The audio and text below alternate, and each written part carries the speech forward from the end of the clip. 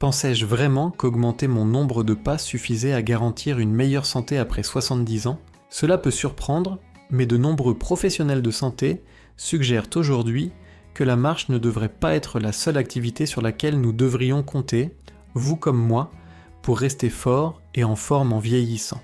En réalité, si la marche est ma principale activité physique et que je réduis ma pratique d'autres exercices, mon corps pourrait progressivement s'affaiblir de manière insoupçonnée. Dans cette vidéo, je vais explorer 5 mouvements et habitudes essentielles que les experts jugent aujourd'hui encore plus importants que la marche seule. Ce sont des changements simples et réalisables, sans équipement lourd ni routine compliquée, qui ciblent précisément les parties du corps que la marche seule ne sollicite pas assez. Des aspects comme la force, l'équilibre, la posture et la respiration qui deviennent de plus en plus cruciaux chaque année.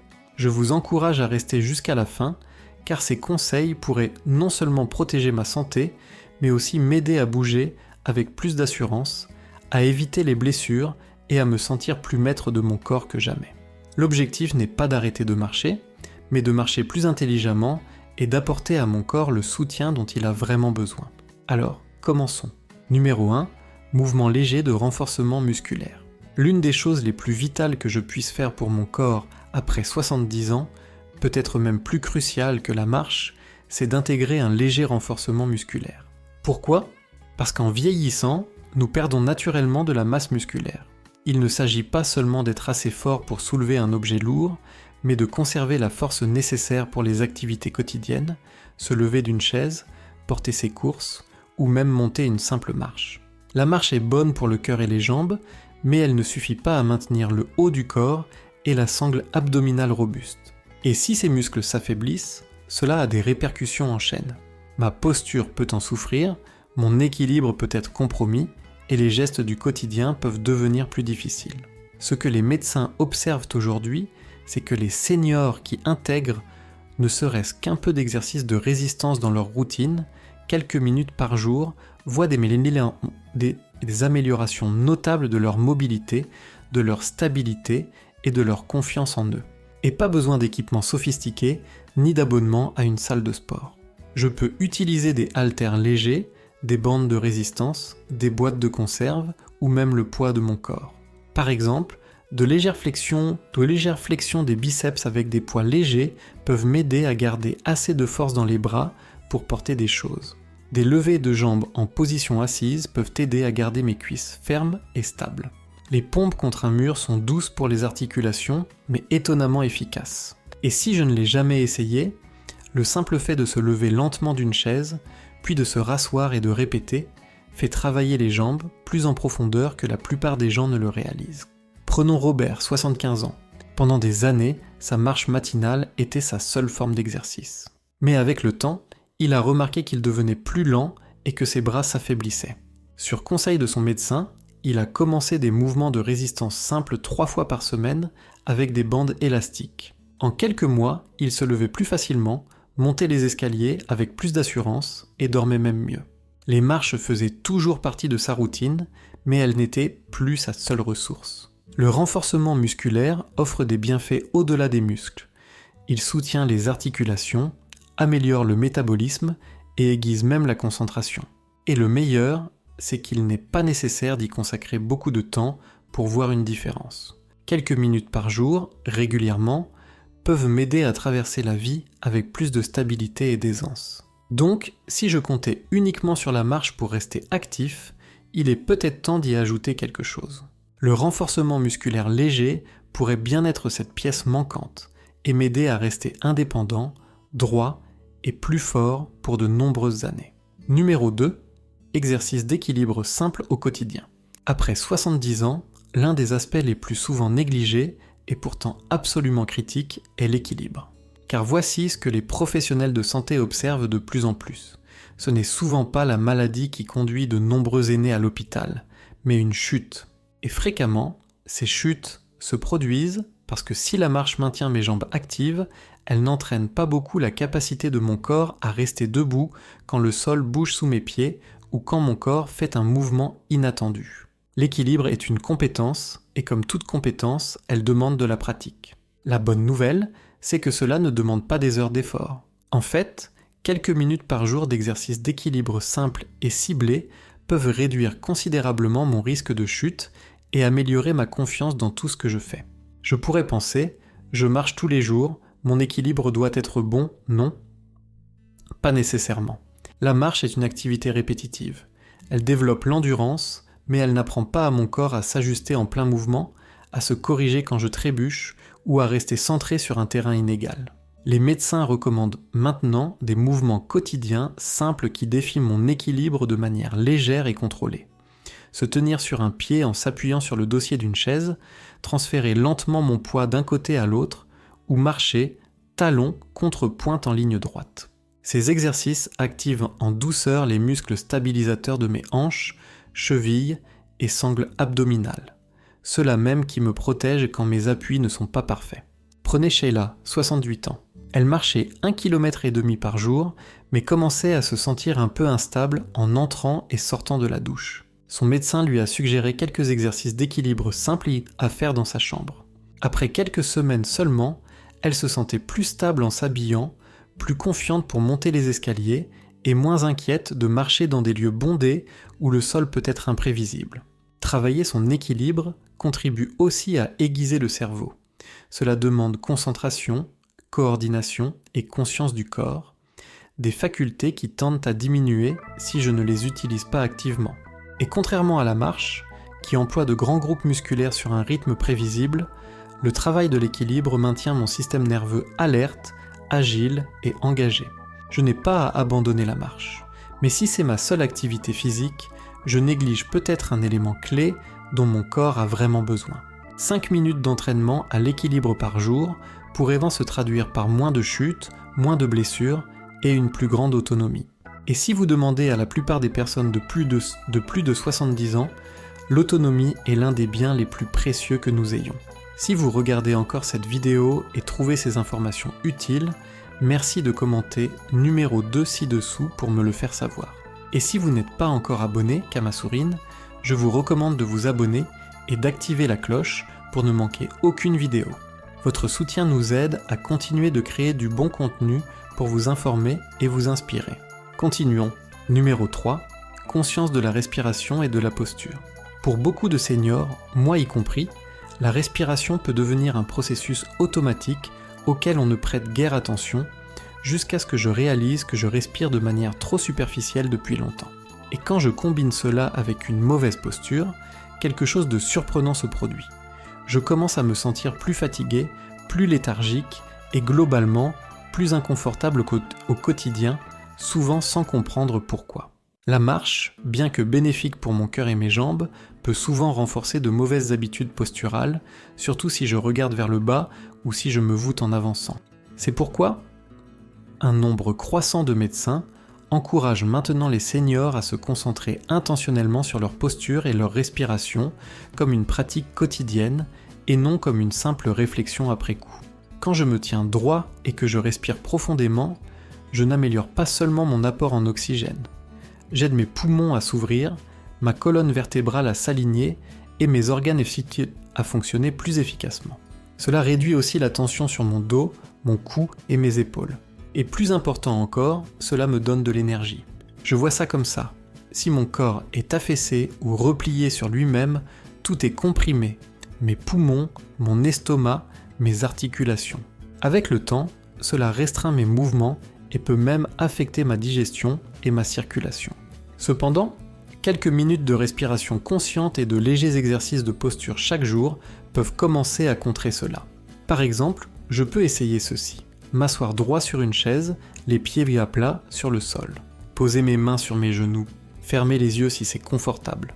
Maintenant, j'inspire lentement par le nez, en comptant jusqu'à 4, en soulevant doucement ma poitrine. Je retiens un instant, puis j'expire doucement par la bouche, en comptant jusqu'à 6, en laissant mes épaules se détendre et s'abaisser. Je peux faire cela 5 fois. C'est simple, mais ça réinitialise mon système nerveux, calme mon cœur et recentre mon corps. Ou pensez à James, 80 ans, qui a passé de nombreuses années penché sur un bureau.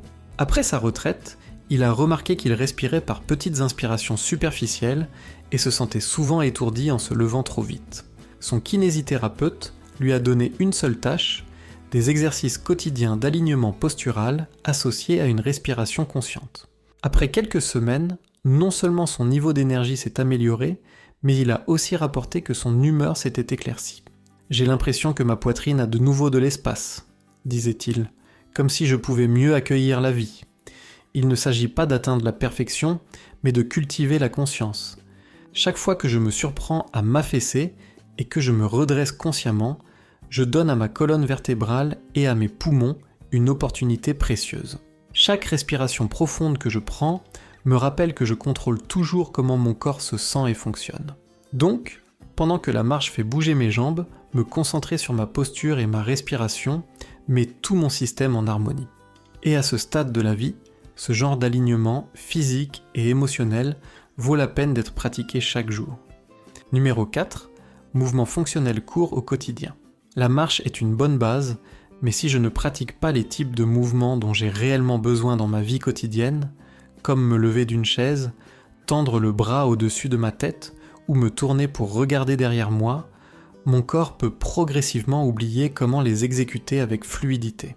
Les médecins soulignent maintenant l'importance des mouvements fonctionnels, des actions brèves et pratiques qui reproduisent ce que je fais tous les jours et m'aident à conserver la capacité de bien les faire. Je pense à la fréquence à laquelle je m'assois et me lève dans la journée, ou à combien de fois j'ai besoin d'atteindre un objet dans un placard, ou de pivoter pour attraper un manteau sur la banquette arrière. Ces mouvements ne sont pas compliqués, ils sont fondamentaux. Mais si j'arrête de les pratiquer, ils cessent de paraître naturels. Et quand cela arrive, les blessures deviennent plus probables, non pas à cause d'accidents majeurs, mais à cause de petites actions que mon corps n'est plus préparé à gérer. La marche n'entraîne pas ces mouvements spécifiques. Elle fait travailler mes jambes, certes, mais elle propulse mon corps vers l'avant en ligne droite. La vie, cependant, n'est pas une ligne droite. La vie exige de se pencher, de tourner, d'atteindre et de soulever, et plus je pratique ces types de mouvements, plus je me sentirai capable et confiant en les exécutant, surtout quand il n'y a personne pour m'aider. Les professionnels de santé recommandent maintenant des pauses actives, de courtes routines de 5 minutes réparties dans la journée, qui se concentrent sur ces compétences précises. Je pourrais essayer de me lever et de m'asseoir d'une chaise ferme 10 fois sans utiliser mes mains, ou m'entraîner à tendre les 2 bras vers le haut et à tenir pendant 5 secondes. Je peux même faire de légères torsions d'un côté à l'autre en position assise, réveillant ma colonne vertébrale et maintenant la souplesse de mon torse. Prenez Lorraine, 73 ans. Elle promenait son chien tous les jours, mais a commencé à remarquer qu'elle avait du mal à se lever de son canapé bas et à atteindre l'étagère supérieure de sa cuisine. Son kinésithérapeute n'a pas réduit sa marche, mais a ajouté 3 minutes de pratique de mouvements fonctionnels à sa journée. En quelques semaines, elle se déplaçait à nouveau avec aisance chez elle, et cela a fait toute la différence. Le mouvement fonctionnel aide à protéger mon indépendance. Il ne s'agit pas d'avoir l'air athlétique, il s'agit de garder ma vie facile et fluide. Pouvoir s'accroupir, se tourner et soulever en toute sécurité signifie moins d'occasions d'avoir besoin d'aide, moins de moments de frustration et plus de fierté à pouvoir gérer ma journée. Si vous regardez encore cette vidéo et trouvez ces informations utiles, merci de commenter numéro 4 ci-dessous. Et si vous n'êtes pas encore abonné, je vous recommande de vous abonner et d'activer la cloche pour ne manquer aucune vidéo. Votre soutien nous aide à continuer de créer du bon contenu pour vous informer et vous inspirer. Continuons. Numéro 5, exercice doux assis ou au sol. Quand j'atteins mes 70 ou 80 ans, le risque de trop solliciter mes articulations, de fatiguer excessivement mon cœur ou de perturber mon équilibre devient bien réel, même pendant une activité aussi simple en apparence que la marche. C'est pourquoi de nombreux médecins préconisent maintenant d'intégrer davantage de mouvements assis ou au sol dans ma routine. Ces exercices à faible impact peuvent contribuer à renforcer les muscles, améliorer la circulation et augmenter la souplesse sans imposer de stress inutile à mon corps. Je pourrais être surpris de l'efficacité de ce type d'exercice. Ce n'est pas parce que je suis assis ou allongé que je ne fais pas d'effort. En fait, les exercices assis peuvent cibler des groupes musculaires spécifiques plus directement, en particulier pour mes bras, mes épaules et ma sangle abdominale. Ils diminuent aussi la peur de tomber, ce qui signifie que je peux me détendre et me concentrer sur des mouvements corrects et réguliers. Pensez à ceci. Des extensions de jambes en position assise peuvent aider à renforcer mes quadriceps, essentiels pour se lever et marcher en toute sécurité. Des marches sur place en position assise font circuler mon sang et engagent doucement mes fléchisseurs de hanches. Si je suis allongé, de légers ponts, où je soulève mes hanches du sol, aident à activer mes fessiers et mon dos. Je peux même faire des levées de jambes latérales allongées sur mon lit, soutenant la stabilité de ma hanche sans aucune pression sur mes genoux. Beaucoup de gens pensent que l'exercice doit se faire debout, être rapide ou faire transpirer pour être considéré comme valable. Mais en vieillissant, le choix le plus intelligent est de faire ce qui est sûr, durable et adapté à ce dont mon corps a réellement besoin. Les routines assises ou au sol peuvent être faites quotidiennement, parfois même 2 fois par jour, et elles aident à maintenir mon amplitude de mouvement, à réduire la raideur et à garder mon corps engagé sans le pousser trop loin. Prenez Harold, 82 ans. Après une petite chute, il hésitait à faire ses promenades habituelles.